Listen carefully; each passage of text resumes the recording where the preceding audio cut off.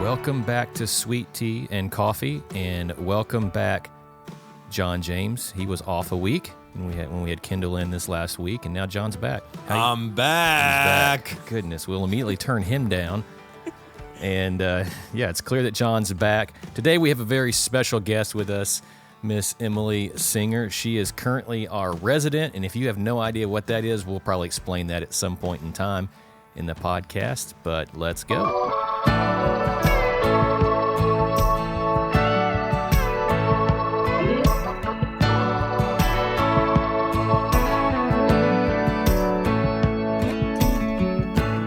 Welcome to this episode. I'm so glad to be here with Blake and Emily. We thought we'd start things off a little fun today. We're going to do some pop trivia questions for our resident, and let's see how she does. And Blake and I have been working all week on these questions, so we're excited to see what she's got on this right now. Okay, first question, Miss Emily. I'm ready. LeBron's last name is... James. Ding, ding, ding, ding, ding. You know, I just put it together that you have the same last name. Yeah. Well, it's because we're related. That's it, yeah. Me and LeBron. I mentioned that one time in a sermon. I was trying to talk about man's identity and how God's given us identity. And I said, LeBron and I have more in common than our last name.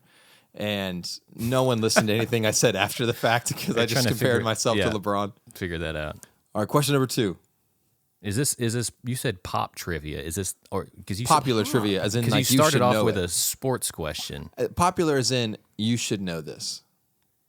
Okay. Well, that's like hard for Blake. Well, I don't know. I pride myself on not being in the pop culture world at all. All right, I'll give you another one here. Yeah, just go for it, John. You're the guy for this. The slogan of Nacogdoches is Oldest town in Texas? ding, ding, ding. Put her on the board. Is it though? It is. Okay, Blake. I don't know. I feel like I've had this conversation on the podcast before. I don't remember, but it is. We'll It's just fun say to that. say. It's fun to know. There's been some people say that it's St. Augustine, but I don't think so. It's Where not. is It's not on their that? sign. It's on our sign. That's the end of that. That's right. Which hip hop artist came out in 2020 with a worship album? Kanye West. That is correct. That is correct. I feel like you're just giving her freebies. Oh, Yeah, okay. that's easy. Give her a hard one. I thought it was all more right. like sports question. Oh, okay. Yeah, give her a I'll hard see you, and I will raise you. Okay. Well, so we'll keep it still in the easy category.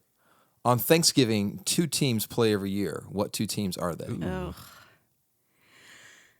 Cowboys. Correct. That's a good one. Yeah. They lose every Thanksgiving. They lose. Yeah, and And so far, this other team's been losing a lot too. Yeah, I think they've lost every game They've this yet season. to win. Yeah. Yeah. right.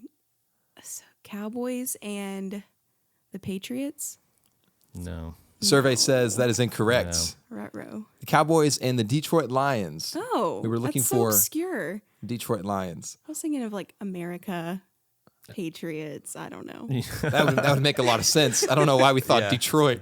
Yeah. But well, hey, a final question: who won the World Series this year? Oh my goodness. Oh goodness. He's Okay. wearing he's wearing their shirt right now. Yeah, not the Astros, the Braves. That's correct. The correct answer is not the Astros, the Atlanta Sorry. Braves. Well, hey, that's actually a pretty I good. That's a good transition because you are from the Houston area, I am. I'm from Houston, Texas. and I know that because when I lived in Houston for 7 months, you were at the church I worked at, I which was. is crazy. Tell us a little bit about that. I mean, I don't remember any of it. Yeah. Well, so I got there and essentially left. The Russells left the building. Yeah, And, I mean, we weren't there long. right. And I wasn't, crazy involved at the very beginning. But it was at Jersey Village Baptist Church, and JVBC. yeah, incredible. That was a very formative time of my life. Spent most of my high school years at that church. Well, let's dive right into it. Emily, when did you come to know the Lord, and what was that process like for you? And what's that story? Yeah, so again, I was born and raised in Houston, Texas, and my dad and my mom. My dad actually grew up Jewish, so he went to Hebrew school. Wow. And all of that. Mom kind of celebrated Christmas and Easter. Loved the festivities of it, all of that, and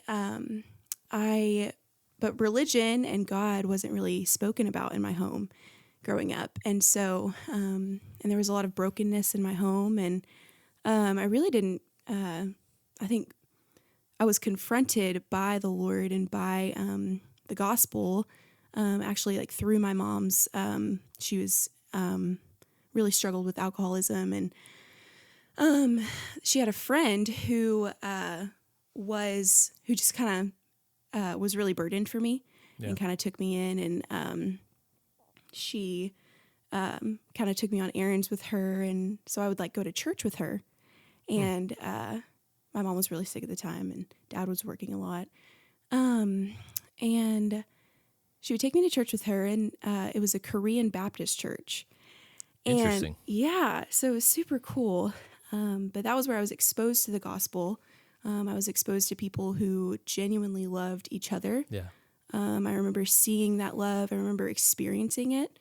I remember just being taken care of by those people and by that body, and seeing them like joyfully worship someone named Jesus. And I remember like hearing stories of their circumstances, and despite their circumstances, they're like joyfully worshiping Jesus. And so that was, a big mark. And then my mom, towards the end of elementary school, ended up passing away. And, there was a time where I you just don't know how to grieve as a child. And so I threw myself into sports in middle school because it, got my dad's affection and attention and all of that. And really enjoyed that. And then towards the beginning of high school, I had a friend who invited me to their youth ministry. At that time, I was asking all the hard questions, just like, why do bad things happen? Why? And ended up going to this church, JVBC, and was again confronted by the gospel. And I remember I was kind of then at the point where I was upset at the brokenness of my family. I was upset at the brokenness of the world.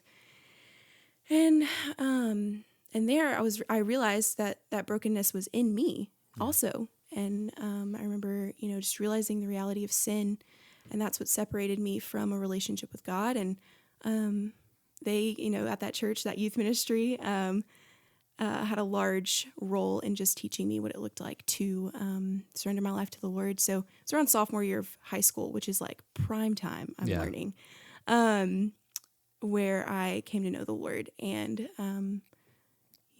so that's when all that happened. I've more and more that I talk to people, I hear the same story of right around that 13, 14, 15-year-old range, I began to piece together what it looks like to give God authority in my life. That was my story. I was saved at an early age, but it was in high school when I understood how to give God authority in my life. Right. And it's in that place, and your story is different than mine, but still similar in the fact that that's a formative year. I often wonder what makes those teenage years so formative. So much of who we are is shaped and molded by those years and those experiences and those relationships we have.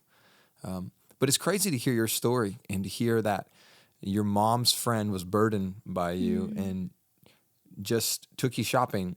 Did she often sit down and have conversations with you about God, or was it more just, I want to be in your life and love and care for you? What was that like? It was a lot of caring. It was a lot of just her presence, and I don't really remember having conversations with her about the Lord, but she definitely shoved me in spaces where those conversations were occurring. Yeah. So you came to know the Lord when you were 16. Is that about right? Right. Came to know the Lord when you were 16, and you're the only one in your household that has a relationship with the Lord at that time, and you're learning to view life differently. You're walking differently. You're prioritizing things differently. What was that like to kind of go against the grind there? Yeah. So would come home to my dad and my brother. My brother's name is Ben. He's awesome. Thankfully, I have a really good relationship with them, and I kind of always have. My dad and I are really good friends, and so that relationship, that grounding, has always kind of been there. Yeah. And so, and I was shy. I was shy about my faith for a long time in high school. I didn't know how to. I was really confident with it everywhere else but my home. And I don't think that began until I came to college, where the Lord brought tons of burden for that household. And I had a lot of questions of, well, why am I here in Nacogdoches? Why am I, why did I have to leave? And I think in my absence, the Lord has done a lot in that home, which is kind of interesting. And they just, and I just believe the Lord has asked me to walk in faith and walk in obedience, and that be a representation of who God is and his goodness and provision, and just to represent that to them. And that I remember having a few conversations with them through the years, very like apologetic conversations with my brother and all kinds of things. But it really is just the display of my life and the way that I live and my character and integrity and the way I go home, after high school. And the Lord asks me to serve them. Okay, how do I serve them? I get into their space. I go and pretend I like cars with my brother as he works on his Mustang, and I go and sit outside with my dad as he listens to his radio, or sit and hang out with him as he practices his bass and all of those things. So it just looks like being present and being there, ready for any questions or any of those things. Yeah. So, but that didn't really start until college. So go back to the JVBC thing for a second, because so this is a funny story. Whenever we were there, Ashley went with the youth to camp one year. I don't know if you were there at that point yet or not. I'm not sure. I went to Arkansas for camp. But anyway, part of that involved driving all these youth kids from Houston, from Jersey Village, through Nacogdoches up to Arkansas. And she's like, I remember when we were driving like through East Texas and into Nacogdoches, all the kids are like marveling, like, oh my goodness, look at all the trees. Mm-hmm. It's like we're driving in a forest. Mm.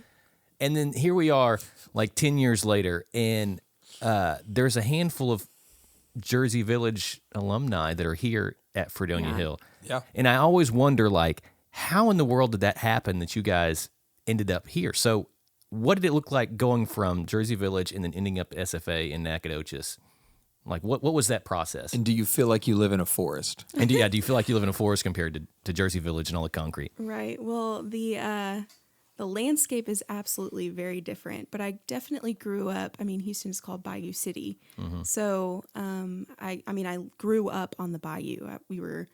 I would, like, as a kid, go down to the bayou and fish and all the things, and so I had no idea that was Houston's nickname. I just want to make a confession on this podcast that I've never heard that. It is. That's why it floods all the time. Yeah. But it also is a lot of like concrete bayou. Yes, it's concrete, like made. They make it. They expand the bayous so that they can fill with more water. And then flood control and things like that. So interesting. Retention ponds. Have you ever heard of that, John?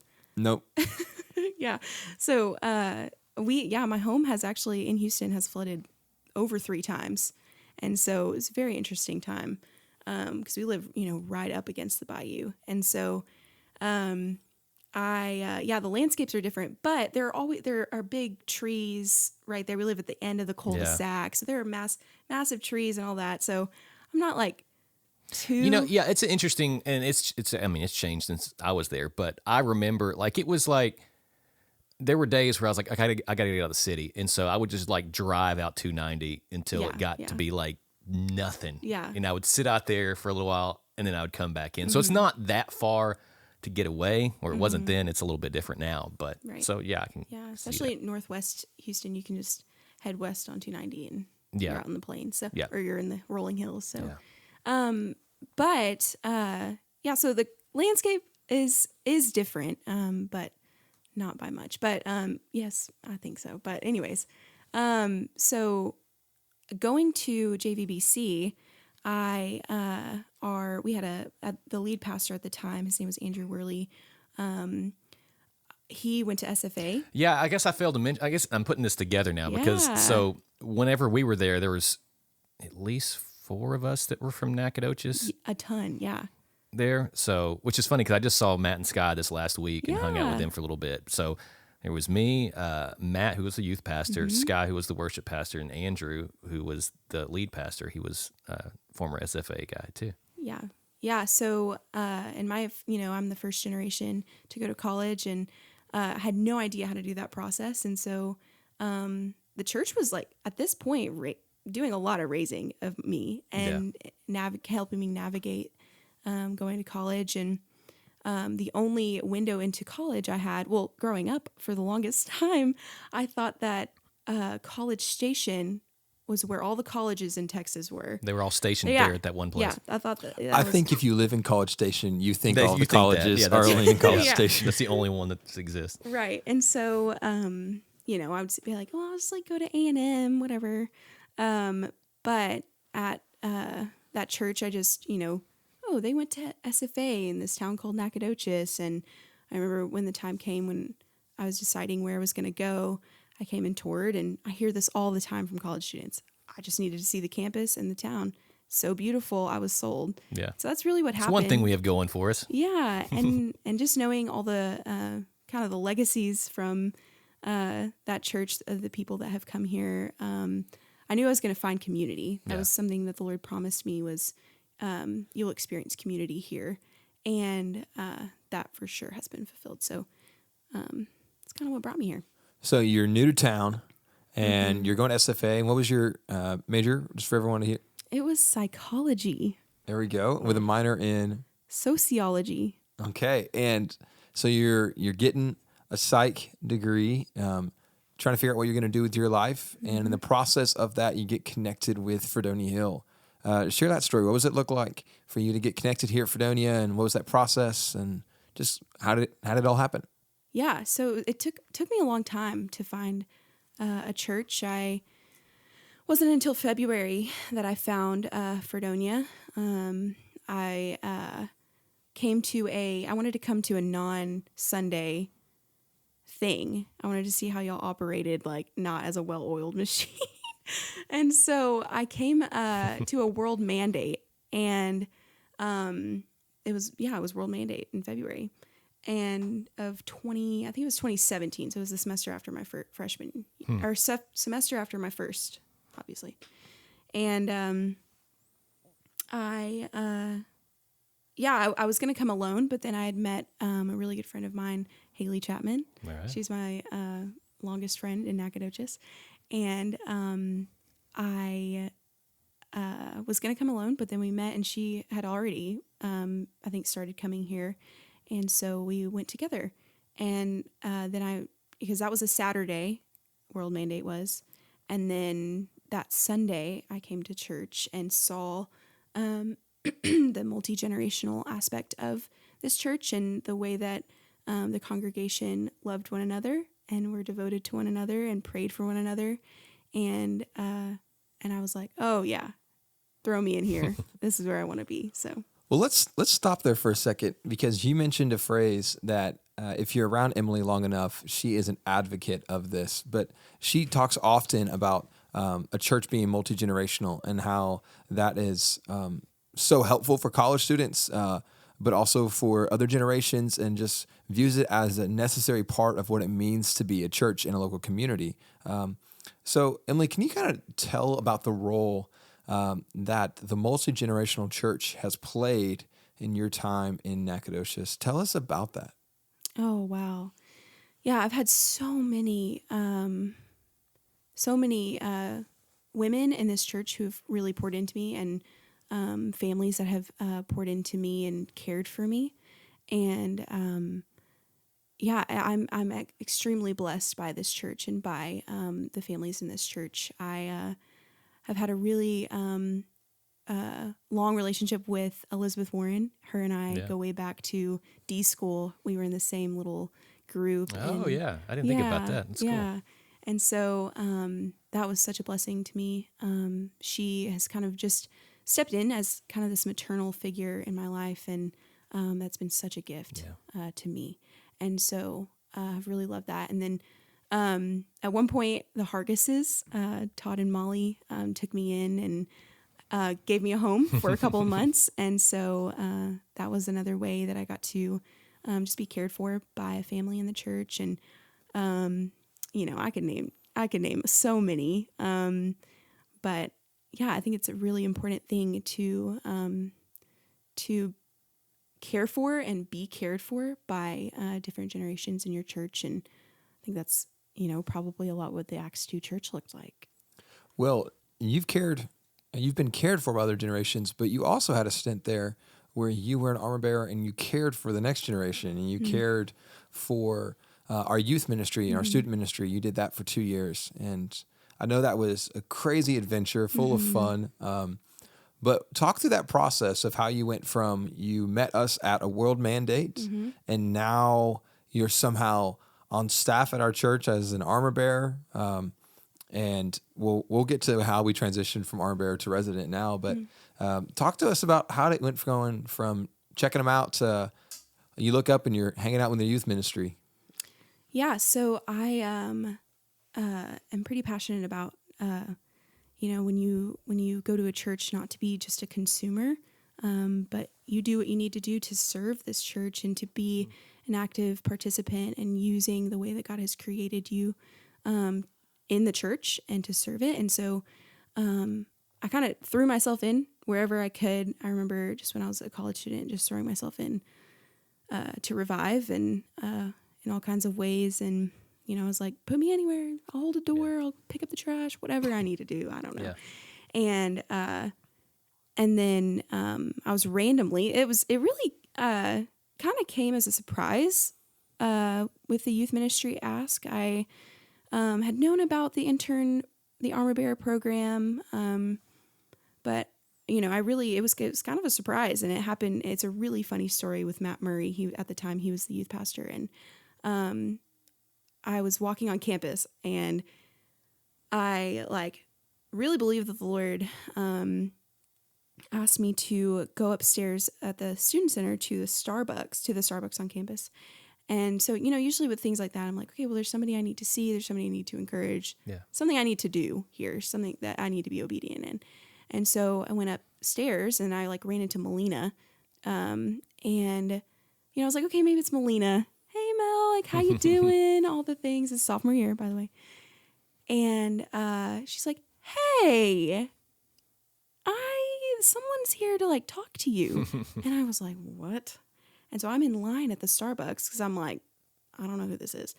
And coming from behind me is Matt Murray with his hand shaking. And I knew, I didn't know much about Matt Murray, but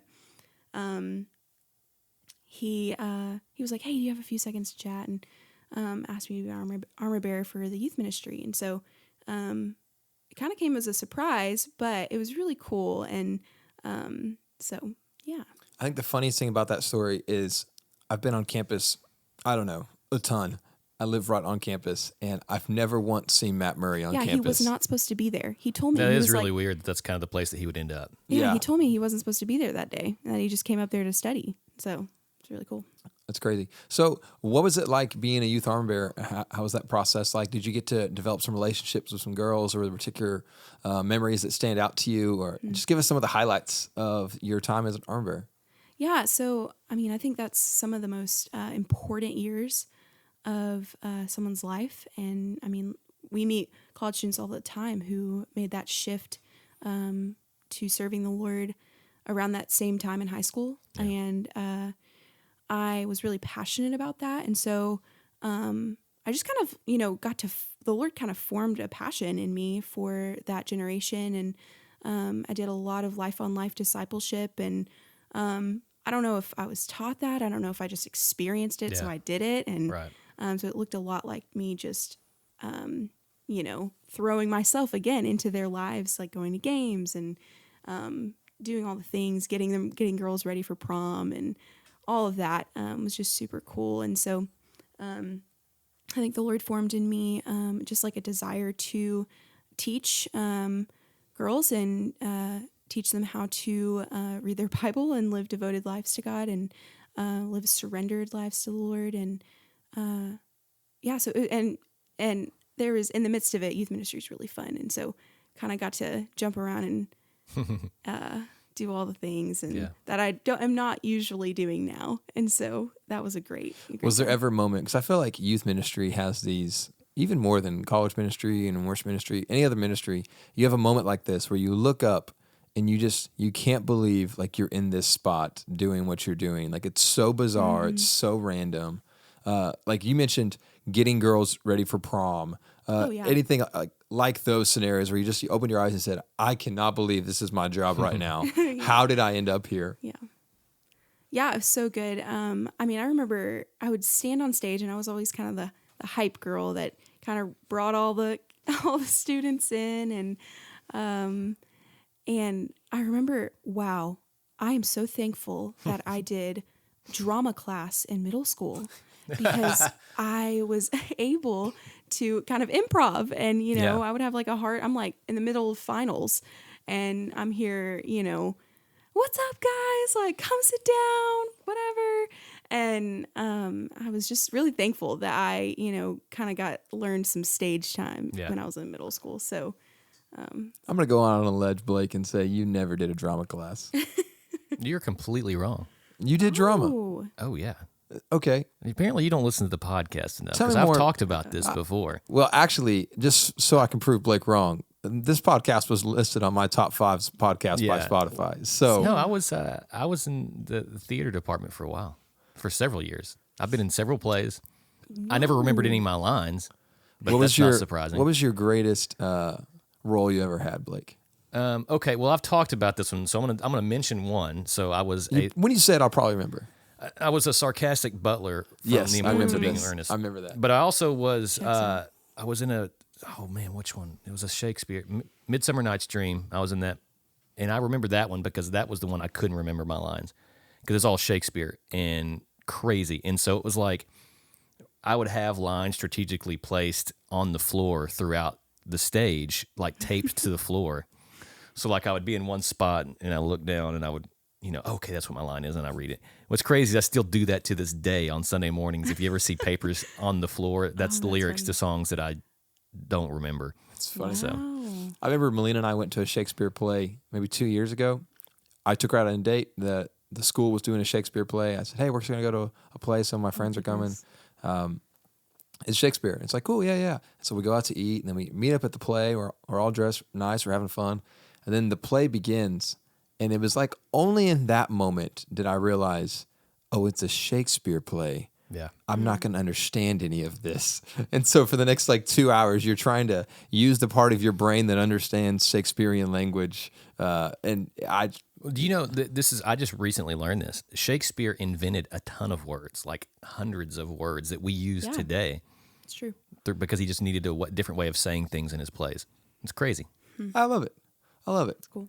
Okay, so much like Shakespeare, you would get up on stage and act out and talk about youth ministry. And then, so after youth ministry, though, you did that for 2 years, right? 2 years. Right. And there was a little bit of a process of you looking to go do ministry full time. But we had something globally happen, come to known as COVID-19. And your trajectory of life kind of took a detour. What was that like? It's very interesting. It taught me a ton. I wonder if you were to compile people's stories with COVID, just how many trajectories were shifted. Yeah. And God's purpose in all of them. Yeah. But that just being something to think about. I don't know. But yeah, so I was out of a job. I had a job in place that was thrown off by COVID, and A ministry job. correct. Yes. It was, yes. And it was in Houston, so I was going to go back. And I wasn't pumped about it. And I was asking the Lord, why am I not excited about doing this? And I just believe the Lord was kind of preparing me to stay in NAC. But I also, that was the time I kind of moved in with the Hargises, and they were just so helpful and kind to me and generous. And Molly is a teacher, and I have a really good friend who's a teacher, and I actually substitute taught when I was in college as a job in NAC ISD. And so I was like, well, Lord, I want to work, and this is something that I could do. And so I went and got my alternative certification and kind of made that decision. I was like, you know what, full force ahead, let's go. Yeah. Let's go to work. And did I know what I was getting myself into? No. And so, so I started teaching. When was that? I started August of 2020 through June of this year, which is crazy to me that I taught through June of this year. Yeah. I taught 5th grade reading and social studies at Regay Elementary. So what was that process like, just formatively for you? You're sitting here wanting to do a vocationally ministry job, yet God offers you this year of teaching reading and a year of carrying on some 5th graders. And in the back of your mind, you're discerning calling and you're going through all of this process. And just kind of tell us what that was like and how did God shape and form you during that time? Because I think there are moments in our life that shape and form us a lot. And if we can hear how God has shaped and formed other people, for those who are listening and we kind of feel like we're in the middle of one of those processes, it's very encouraging to hear about how God has shaped and formed other individuals. So I rambled a little bit there, but Emily, walk us through that process. Yeah, so I don't know if I ever, maybe in high school, I think I walked up to my youth pastor and I was like, am I called into ministry? What does that mean? And so I don't ever know if I vocalized a call into ministry. I think, what you say, John, about calling being formed in you, I think that's very true of my life. And I think it's still being formed. I think it's always being formed. And so when the Lord kind of allowed, those doors swung open with that teaching job. And it was way, I shouldn't have gotten the job, and it was kind of crazy. And I just believed it was something that I needed to do in obedience. And I knew that ministry was just going to look different, that it was still ministry and it was hidden ministry. It was dark ministry. It was, it was hard, but I knew it was still ministry and I knew that the Lord had allowed it. And so I was going to walk faithfully in it.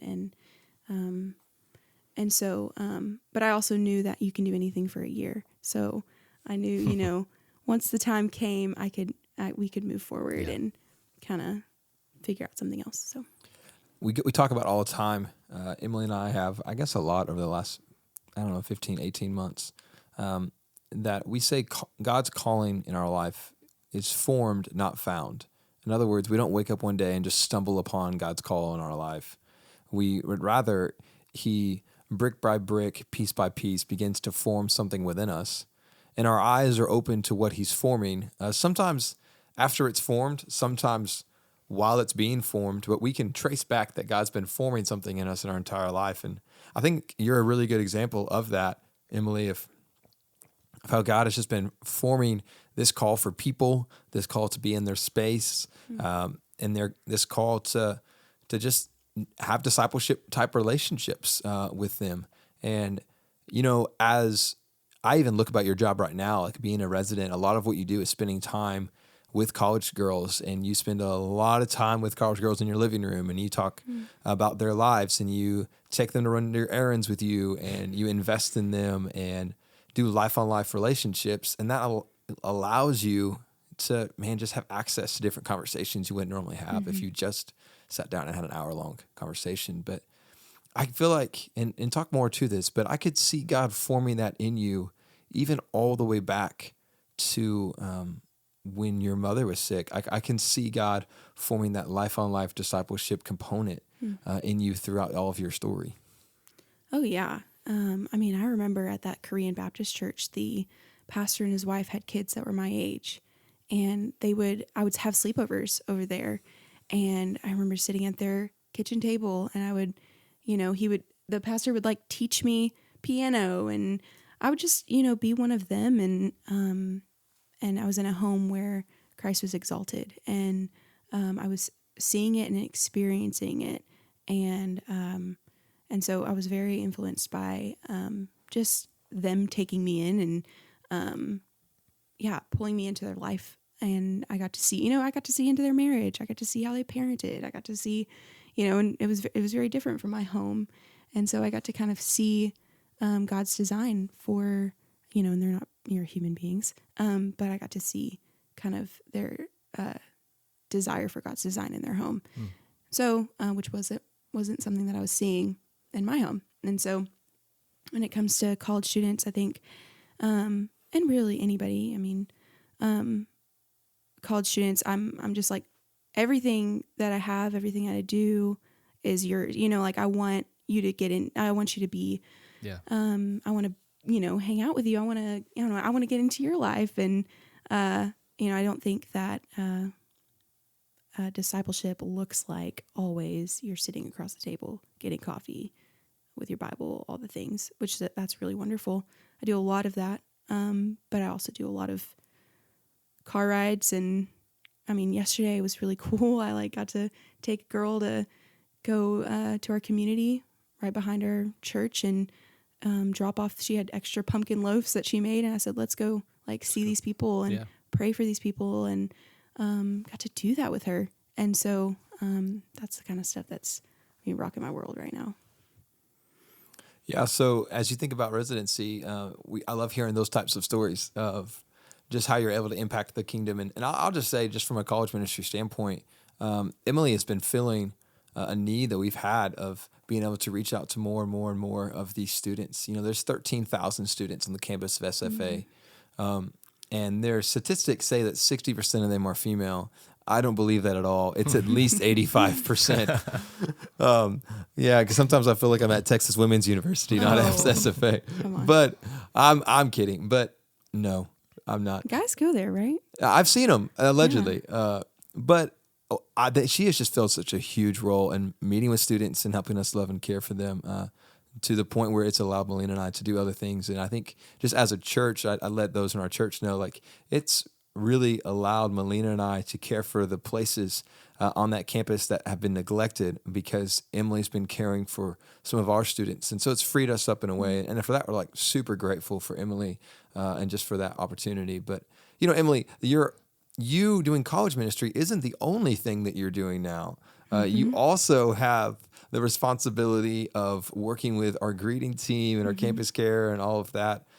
But I think that plays back to your heart for multi-generational. So what's it like to live in both worlds, where you're in a college world where, let's just say, for example, yesterday you're hanging out and you're passing out bread to people, and tonight you're going to be at our church till 11 p.m. doing a study night with college students. And then Sunday you're turning around and you're dealing with families and you're dealing with the multi-generational aspect. What's it like to kind of live in both those worlds? That's a great question. I think that's one that's being formed right now and answered to as we speak. It's been such an honor to do the other side of my job, of greeting and of coordinating our welcome team, the culture of welcome at Fredonia Hill, and it's a big task. Yeah. And it's a weighty task because I really am passionate about it, and I'm passionate about creating spaces where people feel welcome and people are seen and valued and all of those things. And so I feel like yesterday was a good example. I knew that, we have a community outreach team, and I knew that there are some people there who need encouragement and who need kind of somebody to go to them instead of them coming here. And so I took her and we went and did that. And he's an older man, and that was really sweet. That kind of goes together with the multi-generational aspect. But I've utilized, this is really cool. I in the middle of we have a connections team at Fredonia Hill, and they're awesome and really, really great volunteers who help me welcome. But in the middle of that team, we have a sniper squad, which essentially means that... Make sure you clarify what that is. Yeah. So essentially, when you're in the church, there are sometimes spaces that you don't know, and it can't just be me trying to run around, meeting all these people. Yeah. You'll usually see me doing that in the worship center, running around, trying to get people to fill out blue cards and all of that. But I have a team with people who are gifted in a way of welcoming and of connecting with people. And so on that team, I've established a few college students who I'm just excited about getting challenged to also like walk in that vision of creating a space that's welcoming, and so that's been cool to kind of delegate that to them. I feel like that's really cool, and I love that you're able to live in both worlds and have both those passions play out. We need that in the kingdom. But Emily, I just want to say thanks for sitting down and chatting with us. We appreciate it. Hey, before you go, one last question. Okay. And so, are there any? I'll phrase this two ways. Are there any hidden talents or like special skills that people don't know about you? Yes. We need it. We need at least one before we close. Okay, I have no idea. Let's think. Hidden talents. And special skills is such an interesting phrase because it could go any way. Yeah. Okay, so I've recently kind of discovered this about myself, is that I don't think that I have any crazy, special, unique talents, but I can fit any kind of mold that you probably need in the moment. And so, they talk about jack of all trades. Yeah, like a utility player. Yeah. Right, but like I can't fix your car or like tune your guitar. So like personalities. Okay, so yeah, I mean I can, like if you wanted a horchata drink at my house, if you come over and you're like, man, I don't even know what that is. Okay, it's like a cinnamon rice drink. Yeah, like Holly Ciense serves them. It's a traditional Hispanic drink. Okay. Yeah. I'm probably not going to ask you for that when I come over, but that's fine. Yeah, so Melina one time came over and said, man, I'm craving horchata. And I said, say no more. So I went into the kitchen and I just whipped something up. But you had never made it before, ever? No. And, whipped something up and she was like, oh, this is great. How did you do that?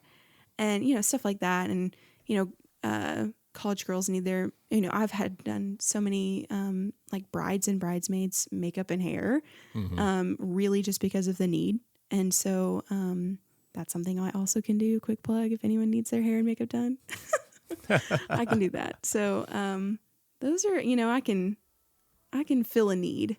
I love it. All right. Well, that's good. I think we'll call it right there. Yeah. Thanks for doing this on short notice. Of course. We had, if you guys should know that we had Emily scheduled to come in like later in the month, and then John and I did a little schedule flip and just said, hey, we'd love for you to come in like 2 days and do this podcast. And so I know it's kind of intimidating, but you did a fantastic job. It was super interesting. Enjoyed it. So Thanks. Yeah. Thanks for being here. Thanks for having me. All right. Well, I think we'll just call it an episode there. And we've got some fun stuff coming up, but I'm not going to tell you about it right now. Ooh. Yeah, well, Q&A episode, though, is on the horizon, and we can't wait. It is on the horizon, but it's with a twist. We've twisted it a little bit. So we're some of you have already submitted questions. We may do a combo of some of those questions, but John and I also have another little plan that we're devising. So get ready for that one. That'll be fun. It'll be right before Christmas, I think. So that's right. Merry Christmas, everybody.